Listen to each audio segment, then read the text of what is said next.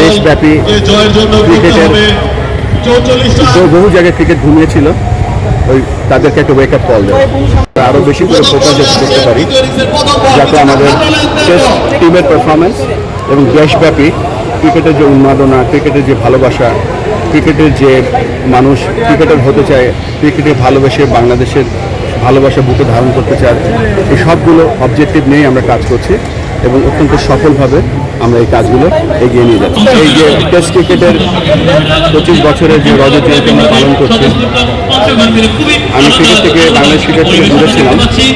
আমি আশা করেছিলাম 25 বছরে হয়তো 25টা প্রোগ্রাম হবে। 25 বছরে গিয়ে আমরা প্রথম প্রোগ্রাম করছি, যে প্রোগ্রামটা আমরা দুটো কারণে করছি। একটা হচ্ছে টেস্ট ক্রিকেটের 25 বছরের সেলিব্রেশন, আরেকটা হচ্ছে যে দেশব্যাপী ক্রিকেটের বহু জায়গায় ক্রিকেট ঘুমিয়েছিল, ওই তাদেরকে একটা ওয়েক আপ কল দেয়। প্র্যাকটিস করতে করতে আজকে তারা বিশ্বের সেরা প্লেয়ার হয়েছে। তোমাদের মাঝেও সেই প্রতিভা আছে, ইনশাআল্লাহ আল্লাহ তোমাদের সহায় হোক। এই বলে আমি আমার বক্তব্য শেষ করছি। ধন্যবাদ।